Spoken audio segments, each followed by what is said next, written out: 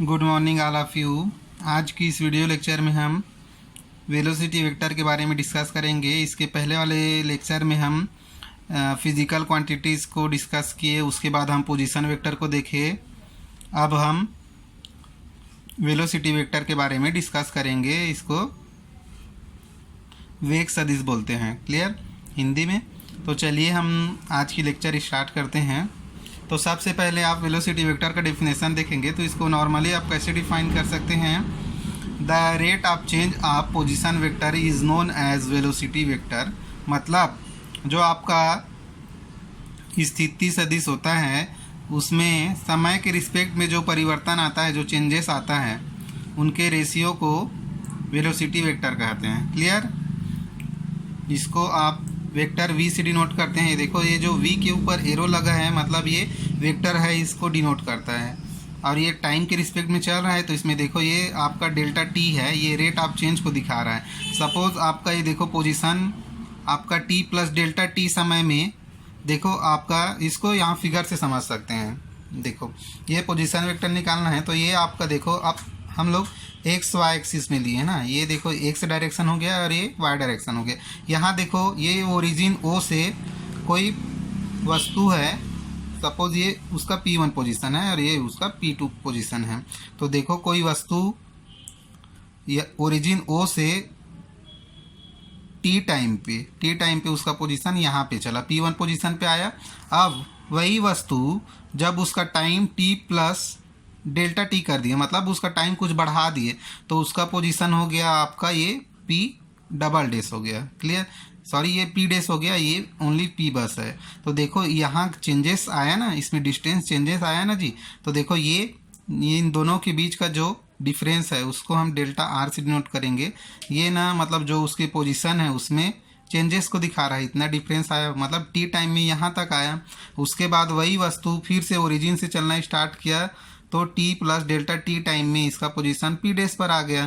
तो इस पोजीशन के बीच में जो डिफरेंस है उसको हम डेल्टा r से डिनोट कर रहे हैं। तो अब अगर हम वेलोसिटी वेक्टर निकालेंगे तो डेफिनेशन से वेलोसिटी वेक्टर क्या हो जाएगा, vector v of t is equal to limit delta t tends to zero. मतलब जो आपका टाइम लिए हैं, जो एक्स्ट्रा टाइम लग रहा है वो मतलब बहुत ही कम है, तो इसमें आपका वेलोसिटी वेक्टर का फार्मूला क्या हो जाएगा।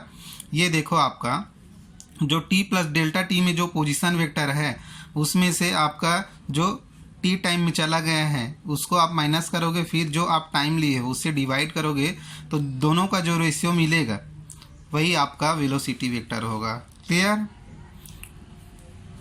इसको नॉर्मली हम ऐसे भी डिनोट कर सकते हैं, वेक्टर v, ये vector v of t is equal to ये rate of change of position vector को r से डिनोट करते हैं, वेलोसिटी वेक्टर को v से डिनोट करते हैं और एक्सेलरेशन वेक्टर को a से डिनोट करेंगे, क्लियर। इसको बाद में देखेंगे, अभी खैर वेलोसिटी वेक्टर देखते हैं। तो इसके लिए फार्मूला हो गया, इसको याद रखना। अगर आपको वेलोसिटी वेक्टर निकालने बोला जाएगा तो आप इस फार्मूला को याद रखना। यहाँ आपका r का वैल्यू दिया रहेगा पोजीशन वेक्टर, उसको आप टाइम के रिस्पेक्ट में डिफ्रेंशिएट करना, फिर सिंप्लीफाई करना, तो जो आपका वैल्यू मिलेगा वो आपका वेलोसिटी वेक्टर होगा, क्लियर। ये तो हो गया फार्मूला, इसको आप इक्वेशन नंबर 1 देके छोड़ दें। अब देखो ये जो फार्मूला है इक्वेशन नंबर 1, इसको आप कोऑर्डिनेट्स के फॉर्म में लिख सकते हैं। तो सपोज आपका ये पोजीशन वेक्टर आर है, तो पोजीशन वेक्टर वाले वीडियो में हम देखे थे कि आर को अगर उसके कोऑर्डिनेट्स फॉर्म में डिनोट करे तो vector R of T is equal to क्या होता है जी, X I plus Y J plus Z K, ये होता है आपका, ये होता है ना पोजीशन वेक्टर आर का कोऑर्डिनेट्स के फॉर्म में नोटेशन यही होता है। तो ये देखो आपका आर ऑफ टी को क्या लिख सकते हो, X of T into I plus Y of T J plus Z of T K, इसको इक्वेशन नंबर 2 दिए।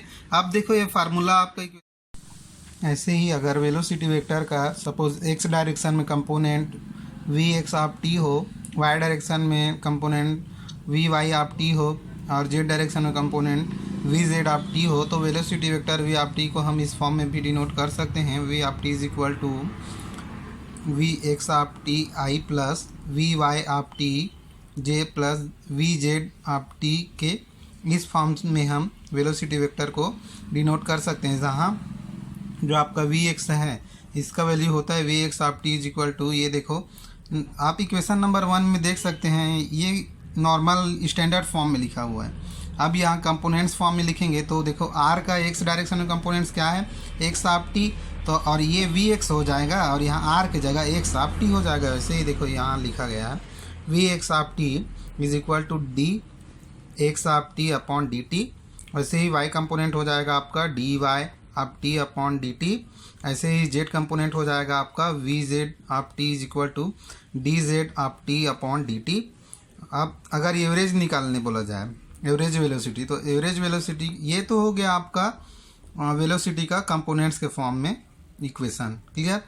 इन तीनों का वैल्यू यहाँ सब्स्टिट्यूट करेंगे इक्वेशन नंबर 3 में, तो आपका कंप्लीट वेलोसिटी वेक्टर का इक्वेशन मिलेगा। इसको आप लिख लेना। अब आपको एवरेज वेलोसिटी निकालने बोला जाए तो एवरेज वेलोसिटी में क्या होता है आपका अलग अलग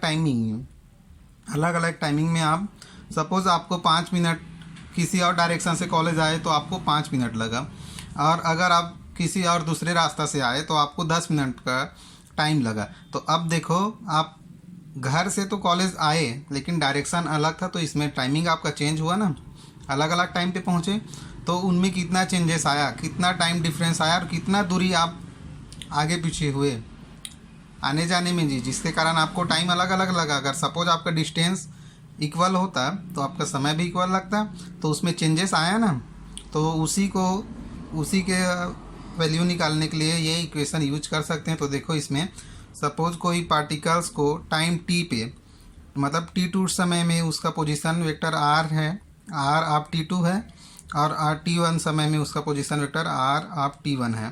तो एवरेज वेलोसिटी के लिए फार्मूला हो जाएगा T2 समय में चला गया डिस्टेंस माइनस T1 समय में चला गया डिस्टेंस, और जो समय है उनके बीच के डिफरेंस दोनों का जो रेशियो रहेगा वो आपका एवरेज वेलोसिटी होगा।